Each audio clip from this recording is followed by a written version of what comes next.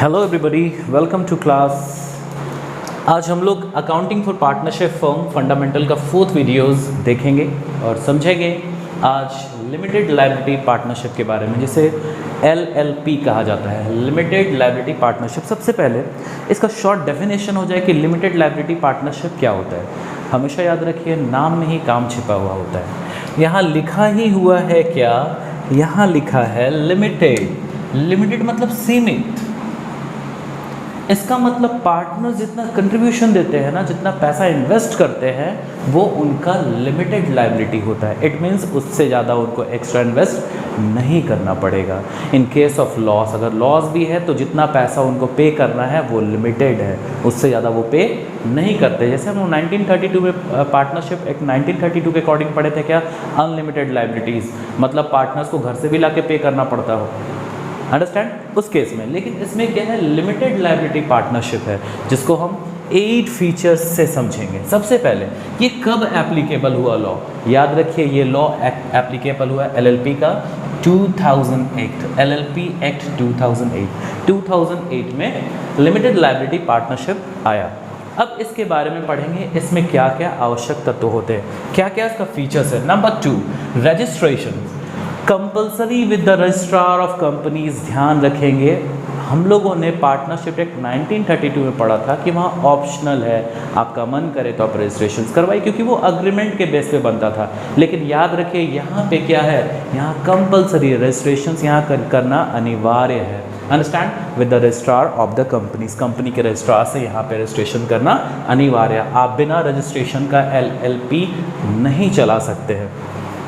Number 3, ये कैसे create हुआ? इसका क्रिएशन कैसे हुआ?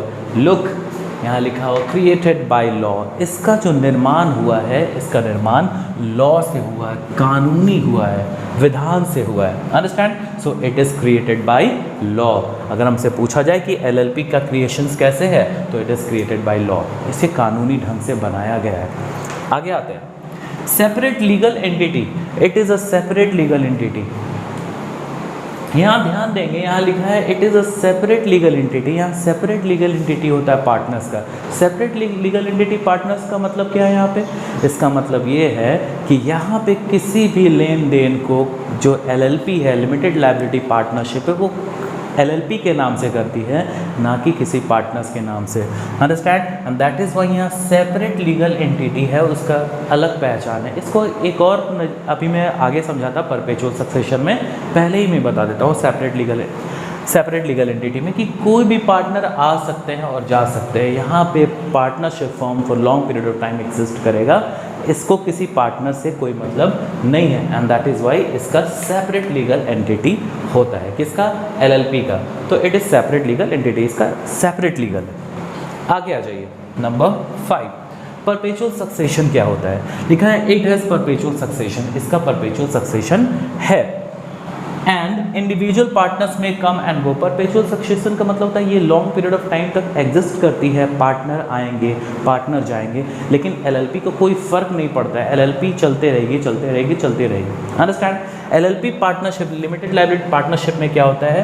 परपेचुअल सक्सेशन होता है। परपेचुअल सक्सेशन मतलब partnership long period of time के लिए वो चलते रहती है। अंडरस्टैंड? उसको पार्टनर से कोई भी मतलब नहीं है। कोई पार्टनर से एडमिशन ले रहा है, कोई पार्टनर से रिटायर करके जा रहा है, तो इट डजेंट मैटर। तो ध्यान दीजिए, ये परपेचुअल सक्सेशन से चलती है। मैंने अभी बताया कि सेपरेट लीगल एंटिटी है।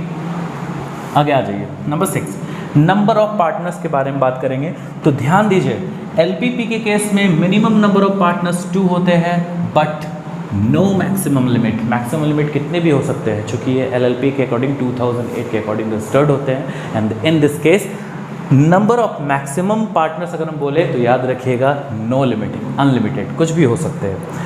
अब इसके बारे में एक और बात बता रहा हूँ, जैसे कि जनरली पार्टनरशिप में क्या होता है कि हमारे देश में पार्टनरशिप में 1932 में अगर हम बात करें तो यहाँ के ओन रेसिडेंट, यहाँ के जो निवासी वही पार्टनर्स हो सकते हैं। लेकिन LLP के केस में फॉरेनर भी, हमारे देश के जो बाहर रहते हैं, अब्रॉड के व्यक्ति भी हमारे फर्म में पार्टनर्स बन सकते हैं LLP के केस में।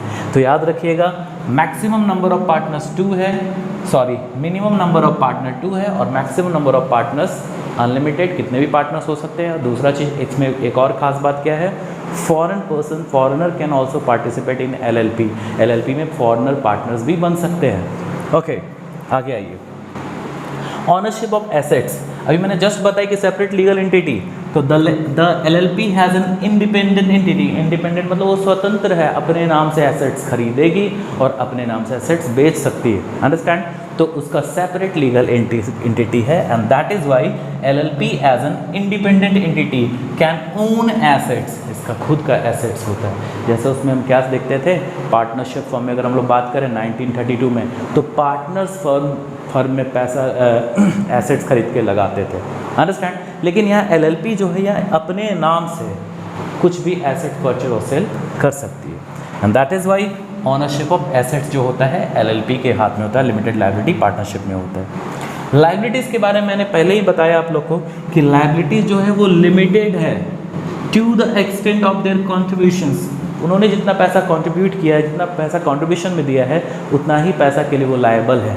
उसके बाद अगर पैसा एक्स्ट्रा है तो वो नहीं पे कर सकते हैं, एंड दैट इज़ वाई यहाँ पे लिखा है limited to the extent of their contributions toward the LLP। तो याद रखिएगा यहाँ पे लायबिलिटी जो होता है पार्टनर्स का वो लिमिटेड होता है, जितना कंट्रीब्यूशन है बस उतना ही, उससे ज़्यादा लायबिलिटी उनका नहीं होता है। तो thank you very much, we have completed today LLP को अच्छे से पढ़िए, अच्छे से समझिए, और नेक्स्ट वीडियोज़ में हम लोग पढ़ेंगे पार्टनरशिप डीड के बारे में। Thank you very much, keep learning.